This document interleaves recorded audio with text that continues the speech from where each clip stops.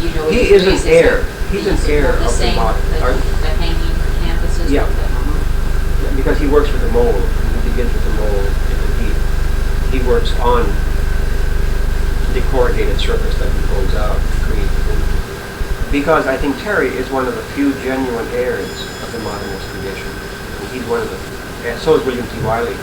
But I think that Terry is one of the few who's really taken what abstract expressionism was all about, and he's fused that with a little bit of Bonnard, and he's really attempting to create a tradition, a really modernist tradition. And the overall problem there is that locked into that is the limitation of 20th century modernism. I mean, it isn't a tradition as rich or as viable as in the tradition that led up to Michelangelo, or that since then has led up to, whatever we have, that we had in the 19th century. But still there is a tradition, and I think that Terry is one of these 6 or 7 artists who have something to say in counterpoint to what has been said by modernism. So it's like reading the 4th chapter of a book, the first chapter of which was written by, so let's say, the Cubists and Expressionists, the 2nd chapter written by Jackson Pollock and the abstract expressionists, and then, well, so I guess this is the 3rd chapter. I feel as though Terry and people like, well, then several others, like William T. Wiley and a few others, are attempting to carry this whole tradition forward. And whether or not they can do it, I doubt that they really will be able to carry it very far. Because it's almost a contradiction in terms, to create a tradition on a revolutionary act. I mean, it's a strange thing to do. And still, it's a valuable show. As far as anything really new, I don't know of anything that's... Well, and when I say, I don't really mean new, Yeah. it's just of interest in general. There's a Paul Klee show coming in February to the Modern. Huge retrospective, a major Paul Klee retrospective, which I think could be a beautiful show. I'm sure there are other things I can't Alfred remember. Barr used to say Klee and Kandinsky were the founders of modernism. Except Kandinsky, I'm sort of...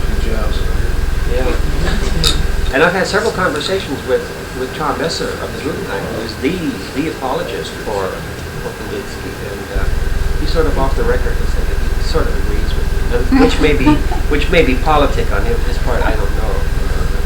He says, you must remember that he started painting when he was 40. And I said, yeah, well, what's that got to do with it? He says, well, he really isn't a natural painter. And Sorry to hear that. That's what I saw. No, I don't. I think the large show that interests me is the Paul Klee show. That sounds exciting. And did you see that article in the last New York magazine about Moving. Barnardo, modern? No, I didn't. It's predicting who's going to be who in all the... Oh, I saw the article. I didn't read it. Yeah, well, anyway, this one in art, they say that Barnardo is that the way you pronounce it?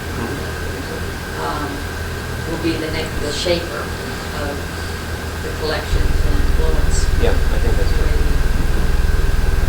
In what now? They didn't say in what way. What way would you think they would? Well, see, then at the same time, the week before, the New Yorker had the article on Uncle Bill Lieberman of the Metropolitan. Yes.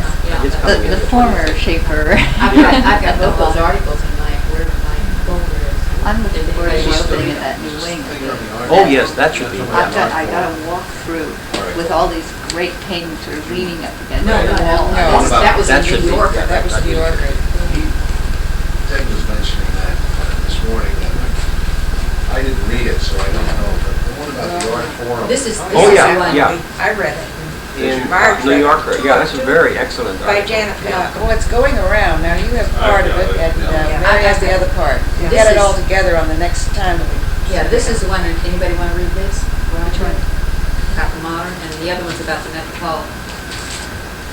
See, I'm just getting to the point. Maybe it's the fact that I turned 60. I don't know, or maybe it's because I've been looking at painting so intently for 10 years, or maybe it's because I now want to go back to painting. Maybe it's a combination of the three. But I have a very fatalistic attitude about the new stuff coming up. Just wait 6 years and it'll be that's gone, right. or 6 months. You know. You're jaded, you're right there, you've got it, I mean, it faces you, you get up and walk out your door, it Yeah. faces you. And that's different from being down here. Oh, I know. You have to search it out, you have to look Oh, for I the know, yeah. dialogue, and you have to, you know, Yeah. look for this thing. Absolutely. I remember Charles get away Sawyer with reproductions saying when and little somebody asked him about companies. one painting, it was one terrible painting of, just a few little lines or something like that. And they wanted to catch him on this. He was the head of the Ann Arbor Art Museum at that time of University of Michigan. And he had a whole crowd around him, and he said, "What about that?" And he said, "Well, I will venture to say that in 20 years it will not be around." That's just what you were I saying. saw Please read that. a remark You wanna read it, it's nowadays good. talking about the museum. It said in the 19th century that magnificent artwork and dreadful museums, and now we've got magnificent museums and dreadful art. I think that was in the news article on the, Well, I think- on the Dorsey. Yeah, but you see, I think that one, Yes, it was. It was on the- That's on the- right. That's what it was. one of the things that I think that we have to look at, I mean, I agree with that. I mean, I'm not making this as a rejoinder, but I think that one of the things that's interesting about 20th century art is that so much of it is created in the same way that we're all speaking here. It's a part of a dialogue, and it isn't really intended necessarily to last for any length of time. I mean, hopefully it will. What is important is to address what somebody said that's interesting.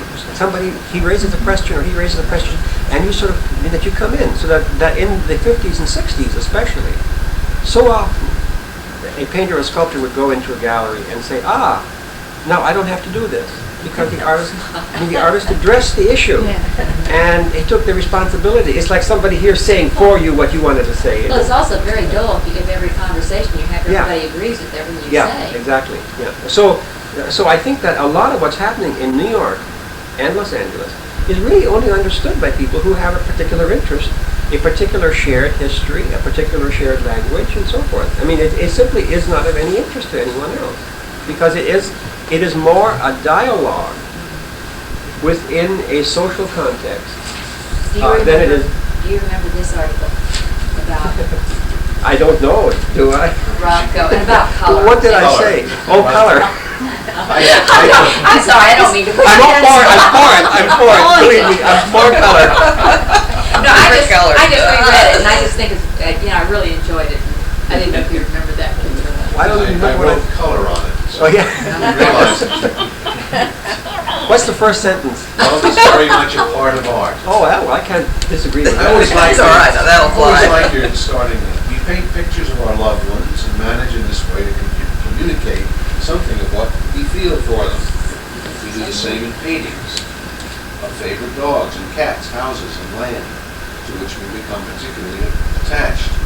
Beautiful scenery we remember fondly, and the things, large and small, that make up our lives. We also use art to shape and convey a love for order, Suzanne, ideal form, Frank Cousy. This is what we always love a little. Things that are in For examples, they're good color, for hours of discussion. motif, or any number of other qualities, ideals, and ideas. It is certainly true that the relationship between the artist and his art form is often a passionate and lifelong love affair. Love has also been the subject of art. Witness the numerous French paintings of the mid to late 18th century devoted to more secular aspects of this subject, and the many English pictures of the 19th century in which love's more spiritual nature is examined in great detail. Love is also expressed through the way paint is handled, or the way wood or clay is treated. There are artists who caress and handle special kinds of paper as though they contain the secrets of the universe or the greatest art in the world. Which, of course, they do, if only they could be brought out. But for all of this, it is color that seems to embody love most simply and openly, and that gives vent to painting's most lyrical and loving outpourings and effusions. Color can do almost anything in art and in life. It can touch the lowest and deepest notes of human experience, or it can hop and leap about as merrily as the happiest gazelle. It can move us, delight us, excite us, and enchant us. But most of all, and this is true for all of us, but most especially for those painters in love with color, it can cause the human heart to soar and sing. Well, for a colorblind person, I don't know what I'm talking about. I'm waxing literally. It's like a Catholic priest talking about the beauty of sexual love. That's very well written. Very well written. What's wrong with that? Color has the capacity to burst, to explode, even to match the effects of fireworks. One reason for this is that color is actually light. That is, every color is a facet, a splinter of pure light, and it is as much a part of light itself as an arc is part of a circle. Every color has a very special dependency relationship with every other color. Blue, for instance, is every bit as incomplete in itself as is the shard of a broken pot, or the number 2 of a total of 12. Colors consequently interact in very special ways and according to very precise laws. Blue mixed with yellow produces green. Blue mixed with red produces violet or purple. And should we mix all the colors together evenly and carefully, we would ideally end up with pure white. That never happened to me. I think I covered that, don't I? In the next one. Then there's a parenthesis. So it's coming through The the fact that we You can cannot get an make this argument happen. out Wait a minute. The fact that we can't make this happen is the fault of impure paint. And the conclusion, and the inclusion of binding agents. Oh, okay. So it's... No, it has to do It's with... light that A turns. great colorist is a great dramatist, for he knows that the secret of color lies in manipulating the tensions existing between individual colors and not in giving them all equal weights or emphasis. Thus, a colorist such as Matisse will achieve his desired effects by decreasing the number of colors and maximizing the tensions between the ones he uses.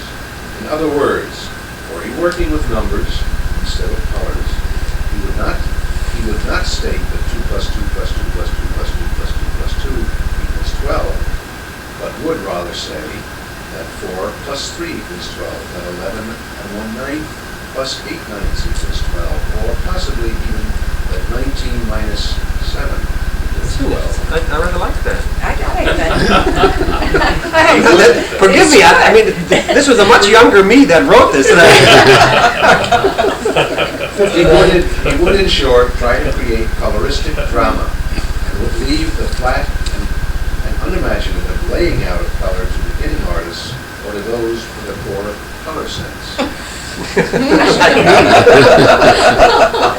Since colors, like chemicals, can result in some rather startling effects when brought together, it is a crucial part of an artist's job to know that what these effects are and how to bring them about.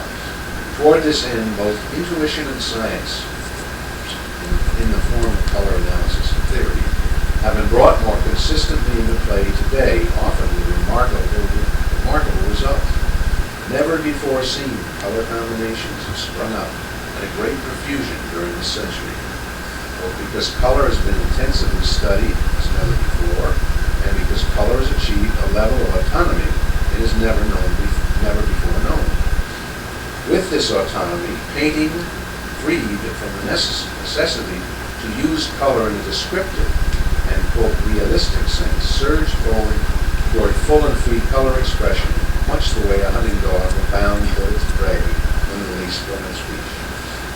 Color burst into the limelight in this century with the follows, and has never really been taken a backseat since.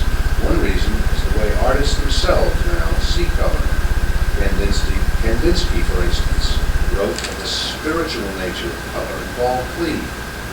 So as in musical terms, and Robert Natkin, that's the guy I was trying to remember, Natkin, speaks of using color as a verb, a concept. I suspect no pre-modernist painter, except possibly Rubens and Delacroix, would have understood. But then, when our great modern forefathers, Cézanne and Van Gogh, have understood the totally subjective way color was used by the abstract expressionists, or by the literal manner of the minimal They would, I'm certain, have thought some of their color effects handsome and intriguing enough, but art, I rather think not. What we would have no difficulty explaining to the artist before our time, however, would be color's effect upon us, its ability to move, sight, delight, and enchant us. That apparently has remained quite constant through the years. Mark Rothko's paintings are a good case in point. I'm convinced that anyone from the past, even Raphael or Dürer, attending Rothko's retrospective at the Guggenheim a few years ago, would have immediately grasped the brooding interior, slightly melancholy, and occasionally even somewhat tragic nature of his art. And they would have gotten the message entirely from his color, since nothing else in his paintings would have made any sense to them. Rothko produced some of the most hauntingly evocative paintings of this century, and he did it largely through color. True enough, size and scale, many of his canvases are huge. The severe frontality of his images, and the subtle modulations of the surfaces were also important. But it was color that carried the main expressive burden as an mature art, and carried it well. It was color, however, that was underplayed and kept to a minimum and consisted generally of reds and browns with a little black, an occasional blue, and often a slender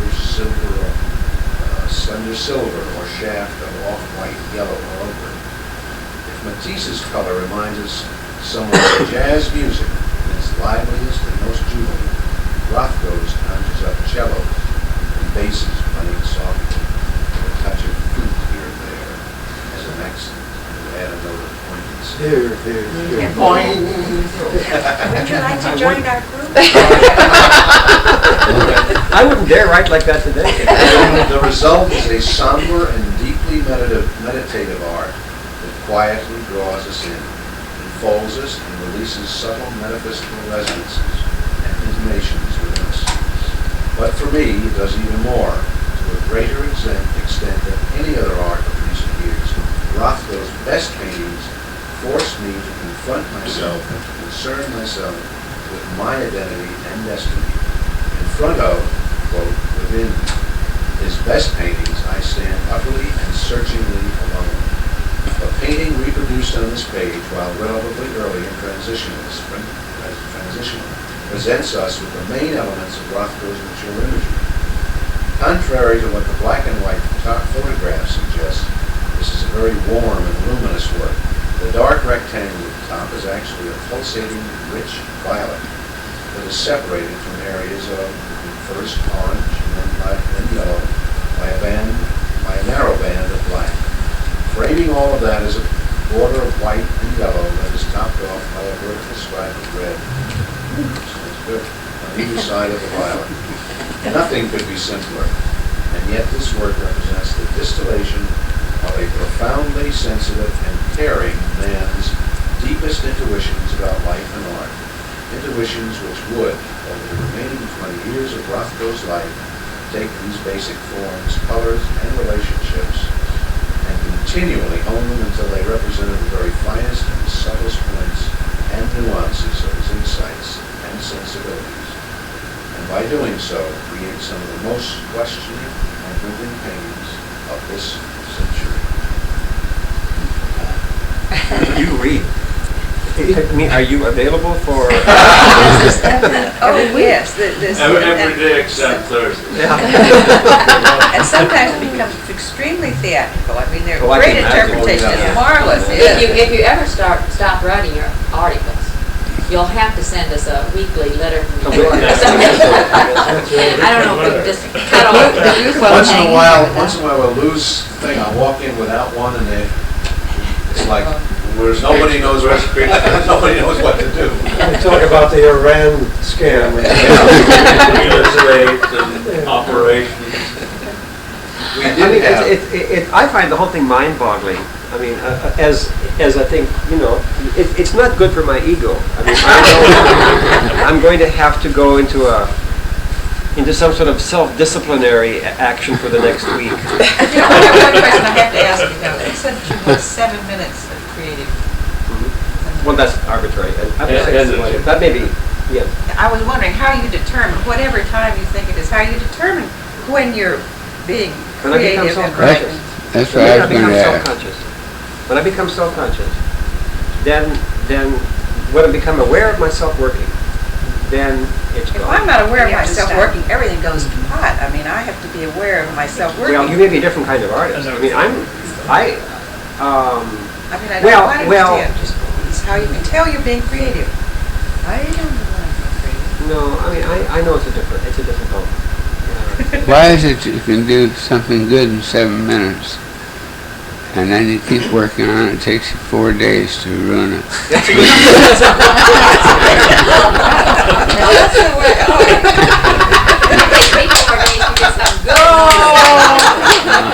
That's the way, I hope that's. Oh, yeah. I don't know where. No, you better put that one And that was down. not a rhetorical question, was it?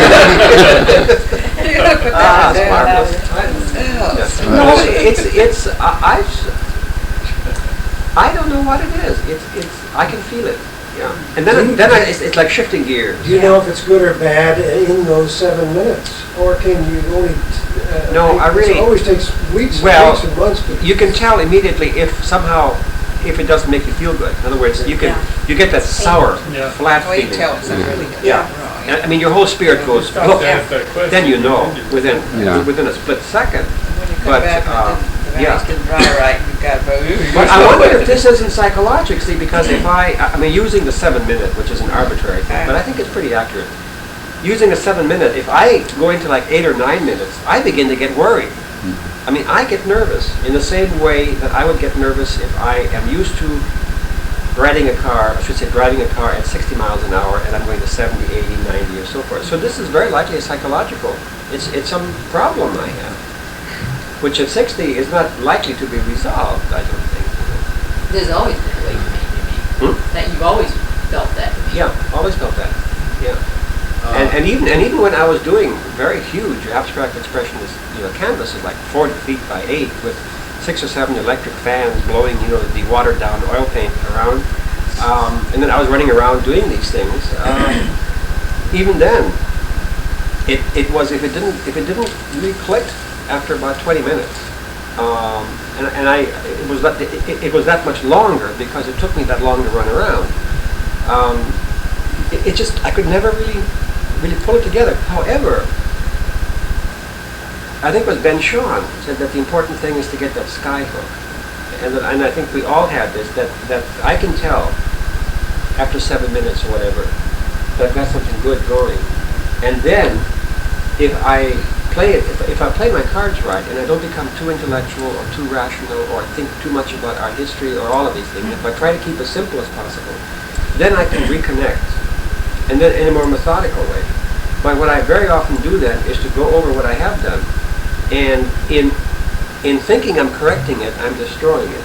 This happens. I think everybody does this. Oh, God. So how do you retain the quality of enthusiasm when your mind starts taking over? Do you think that has something to do with what we always joke about with your dad, with Joe Demaris? Leave it Oh, alone. don't touch No it. more, touch it. don't touch it. Alone. That's it. Yeah. Because he had that. I know it's kind of a joke. We made a joke out of it, but he was serious about it because you would see that. Well, and you knew what he meant when he Yeah. said, Yeah. don't touch Yeah. it.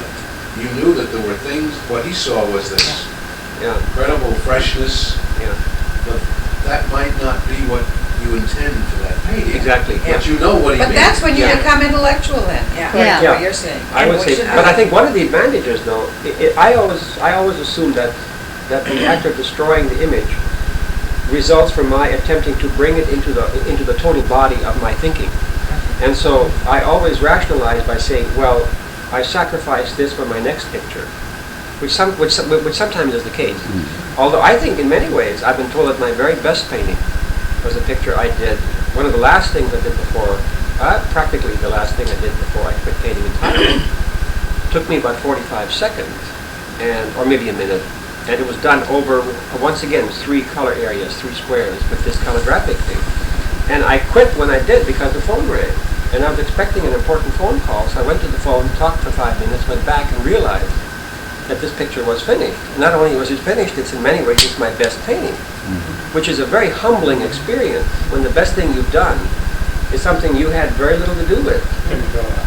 Errant phone call. Yeah, the phone call, you know. Well, that's that goes back to the 7-minute thing. You probably discovered through experience that your period of before you get intellectual is about a 7-minute period when you can get out of yourself. Many people can get out of themselves for long periods of time. Yeah. Well, see, there again, the picture that I ruined a couple of weeks ago with this calligraphic thing.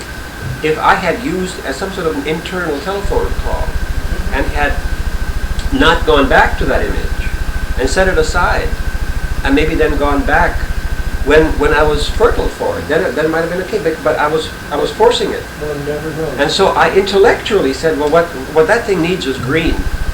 Well, that's a totally different creative process than what I was using before, which was so That totally came from- intuitive. from- Yeah. And George Brock says to correct something, to go back and correct it, is to turn it upside down.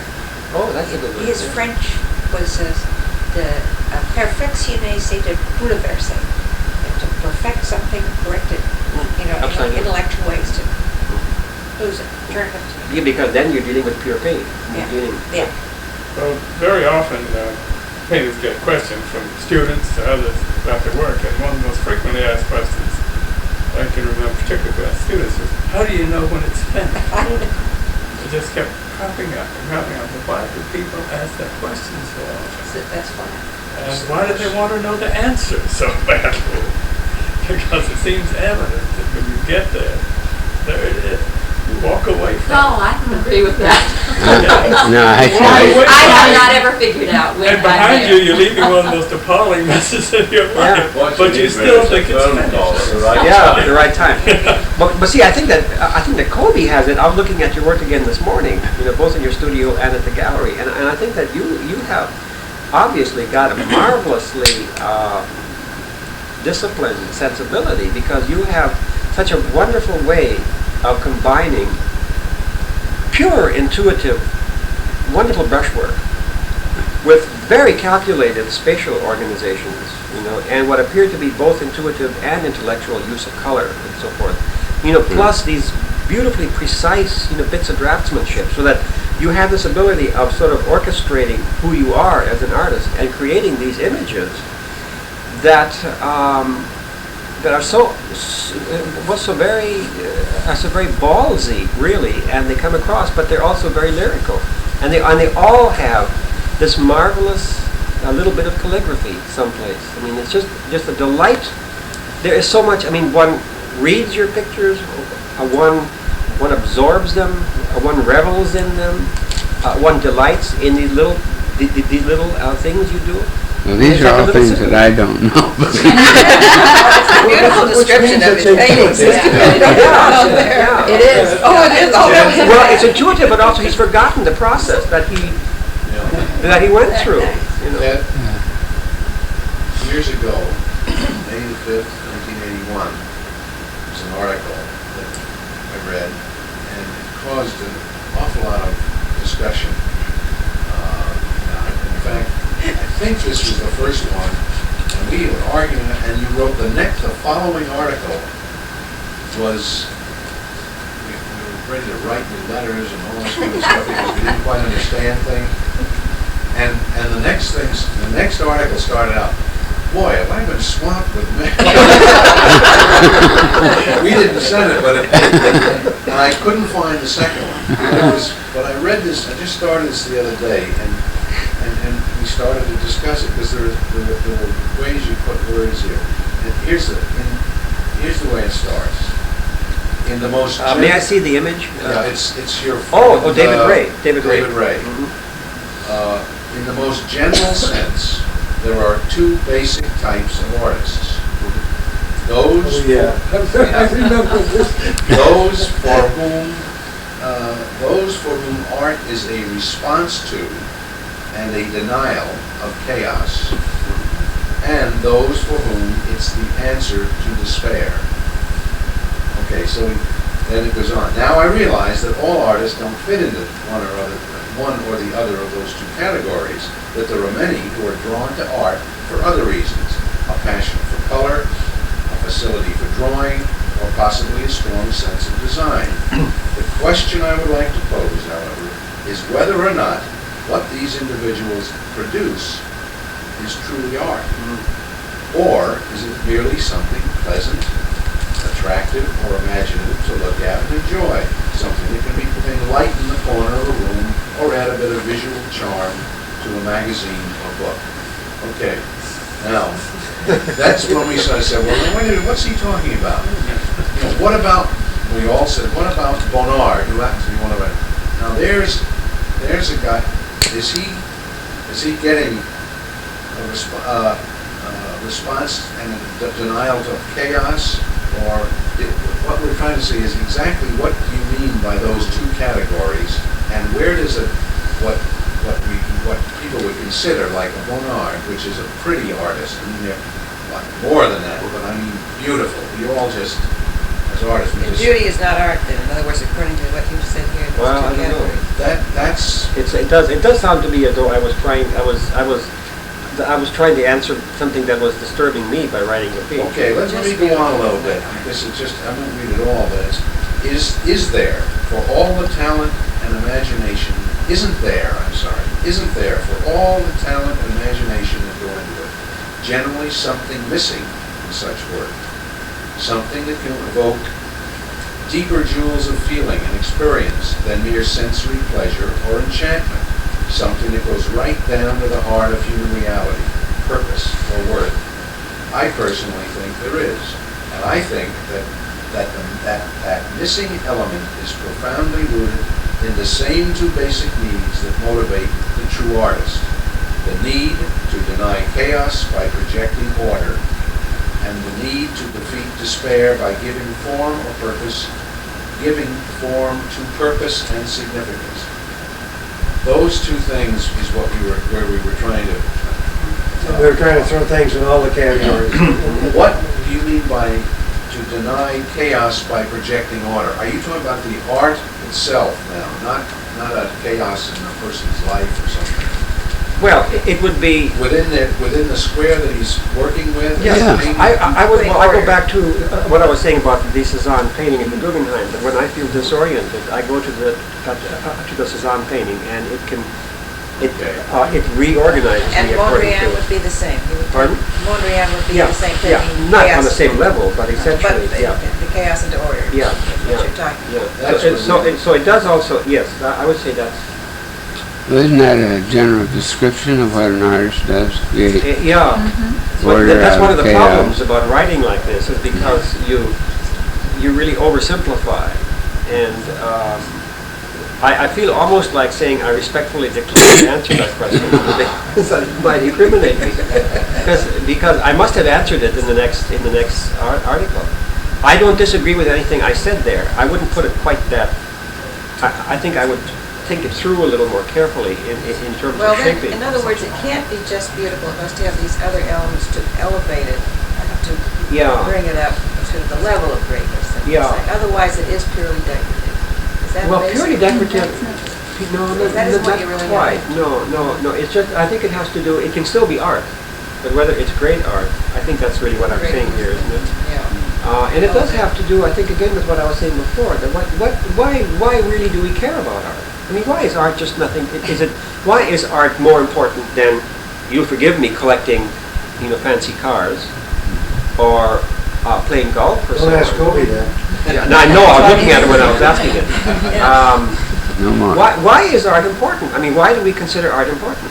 Because it has a function that goes down to rescuing the human condition, enriching it or rescuing it, and so we are therefore working that the work of art, that it is essentially involved with those issues. It's either order or chaos.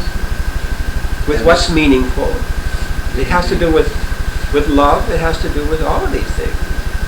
So that one of the things that's interesting about Pollock is that he went through chaos into order, and it was difficult for us to see the order. But as I think I said several years back, one of the wonderful things about Pollock at his best is how elegant his best canvases are. Great elegance of color, lovely colors. Well, when you look at the cave drawings, there is this terrific sense of elegance. Yeah, And I don't know whether I can define it in the drawing or the whole thing. Yes, it has a strength to it. Of course, the environments you're in, but they're hard to It's see. totally intuitive. Totally intuitive. I mean, Yeah. your reaction is intuitive? No, the artist. Expression. The Yeah. caveman. Well, He was just well, another person. He I had don't no know. special place. It in looks Well, like except there's some that skill there to me. I mean, it He doesn't might look have had like a it just certain came off the magical, top of the I think head. that the artist did have a certain religious function, didn't he, in the early days? But I don't through know much of if art it, history, the but- artist was like a plumber. Well, not But in not the primitive like a society, I don't drawing. think. Hand I think in the drawings. primitive This is society, he was, That's Didn't like have- he was pretty prehistoric close to man. being a shaman, I think, in certain Yeah, respects, you know. I think so. I mean, you know, there again, there are times when I really want to feel this way. I won't go to the Cezanne. I'll go to the Rockefeller wing at the Metropolitan and see some of those African and New Guinea sculptures. God, they pull you together like that, and I mean, the sense of volume and all of that, and I'm ready to go out and do battle. I mean, I'll go out and tackle anybody after looking at one of those things. Now, see, you were just saying, you don't want to get involved in the art, but you couldn't give up going and getting refreshed like that all the time, would you? Could I you? would try to get it through my own work, I think, from here on. Yeah, because I feel as though I have spent so much of my life responding to other people's art. I'd like to sort of, this is, I think, is a fantasy at this point, but one hangs on to one's dreams, I think, until the very bitter end. But I would like to be able to get this quality out, you know. The irony of it is that so many people have said to me, who know both my art and my painting, and my writing, you write much better than you paint. Well, I think that's an absolute stupid statement. I mean, I insist that that's the case.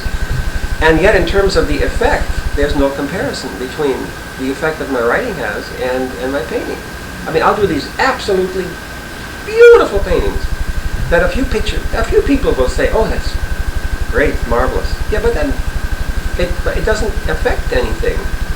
And this writing, I mean, I feel as a writer the way Jack Benny felt about being a comedian. He wanted to be a violinist. I mean, Isaac Stern was his idol. And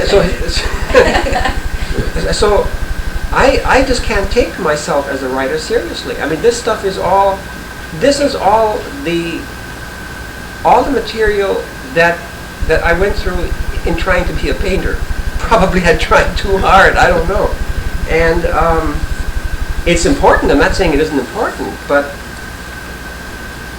it's not the same as being an artist. I'm going up at this angle here, but no. But to get back to the central issue,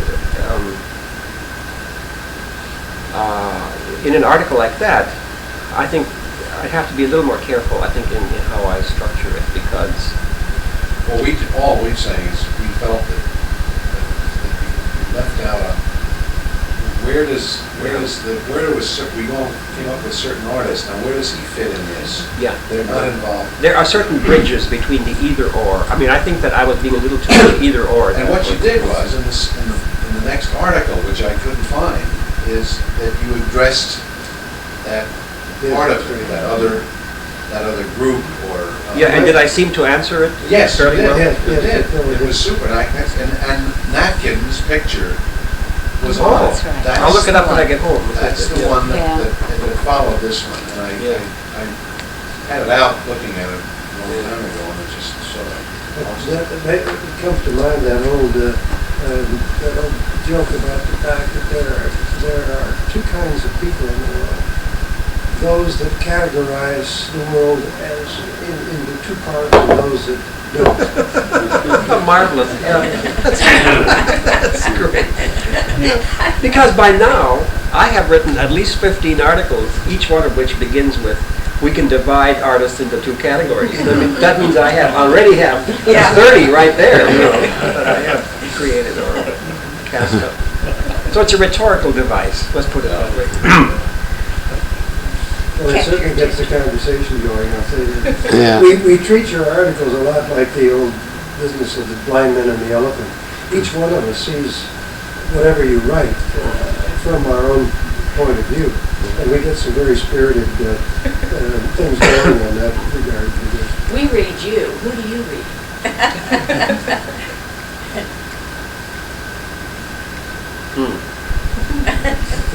How do you rate art reviews? I think that's probably what. I don't have to read, I mean, I don't feel, if I read them, it's only because I'm interested in a particular artist that they're writing about. Why don't you write an article sometime on the ridiculous language of art reviews? Yeah. Mary is a collector of incredible. Yeah, we got the art, Oh, yeah. of which they talk about art speak or whatever it is. Yeah, and art form, really, I think is the worst. classic. Art form. Absolutely unintelligible comment. Yeah, I've read reviews 8 or 9 times trying to figure out whether the Napoli. reviewer was for or against something. Yeah. You know what I mean? Could never figure out You what it can't was. always figure out what they're what they're for or against. Yeah. Well, that makes The me feel object good. is. Oh, I yeah. know. Getting a little better. Yes, it is. Some of the writing's Yeah, not as yeah. bad as it was. Yeah, they've had so many new editors, but the new editor does seem to have. Well, I didn't necessarily mean an art critic, Yeah. but what, just So in within the realm of art, Russian. what, I must admit, I'm not really reading a great deal of literature. I should. I'm just so full of words, and I'm so full of pictures too. It's not that I'm jaded. I mean, it is specifically, yes, I am. But my enthusiasms are as great as ever. But saturated. they've shifted. Their emphasis has shifted a little bit. You can see why you'd have to kind of low pedal all of this if you're going to go back to the if you're going to try not to be too intellectual about your painting. Yeah. You'd almost have to almost deny what you've been looking at and doing. Yeah. And seeing. I think that's true. But I think also that what I've been writing, what I was writing from 78 to about 80, 84, let's say, 83, those 5 years, was really 45 years of thinking and everything. And I really feel now as though, roughly speaking, I have blown my cool, and what I'm doing now is really refining some of the things that I've done. For instance, going over that issue perhaps and being a little more specific, writing a little more clearly, a little more precisely. How about your book? You mentioned a book. Well, those are things that are sort of that I've started and I What set aside. compilation of your articles? Yeah. Well, that that almost got going about 6 months ago, and then I thought about it in terms of the editing I have to do and all of that, and I didn't want to have to spend that much time with things I had already done. I mean, I really wanted to focus on, when I'm 95 or something, maybe then it's time to do it, or my wife said she might like to, in a year or so go over it. The writing that does interest me, particularly right now, is writing that I could not possibly do for the monitor, and that really has to do with the Tamarind Institute in New Mexico, which for those of you who don't know, it's one of the 3 major fine print organizations of the post-war era. And I was out for their silver anniversary a couple of years ago in Albuquerque, gave a paper on it was connoisseurship. It was print connoisseurship in a postmodernist era, which meant I could spend half an hour defining my terms. But the editor is very interested in. They have it's a quarterly magazine. I think it's called the Tamarind Papers, which is really the definitive print journal, academic, also technical. And he's interested, Clinton Adams is interested in creating a philosophy or an aesthetic, some sort of set of criteria which would encompass the entire area of fine printmaking, rather than either the older type of the printmaking, or the more recent stuff. And so he's asking if I'd be interested in in tackling this problem. You know, that interests me. That is totally unlike, in a sense, saying what I already know and saying it in language that I can communicate. This really is sort of getting down there and kind of creating something, sort of digging, you know, at the roots. That interests me at this point because it's new. In other words, I really feel as though the writing for the Monitor was kind of throwing up all these things that I haven't been able to. I mean, nobody listened to me. I'm not used to having people sitting around like this. I mean, I spent 55 years of my life having to shout at my dog. You know what I mean? This is totally. You know, I mean, I'm just not used to this. I'm not used to being described as a distinguished critic of having people like Mr. Tom Messer go all the way across a long hall so he can introduce me to Mrs. Kokoschka. I'm not used to this. I'm getting used to it now. I mean, it's very nice. But it happened too late in life for me to really take it seriously. I mean, this isn't me. You know, the me is sitting there at home trying to figure out how to paint a picture. You know, that's the real me. And so, although I'll continue to write because I'm interested in the engagement with the work of art and interpreting it and so forth, and also doing articles like the self-portrait one and so forth. But however, I'm not really caught up in it as I was up until about the time that I was here. I think that was sort of the turning point, I would say. And so now I need fresh resources, and at this point, the real new frontiers for me are in painting. And so the danger here often is that the writing is very much like what the painting was for me 8 years ago. When I'd have my easel over here and my little desk with the typewriter over there. And every time I had a problem with my painting, I'd go over to my typewriter. And then, say, 4 hours somehow disappeared.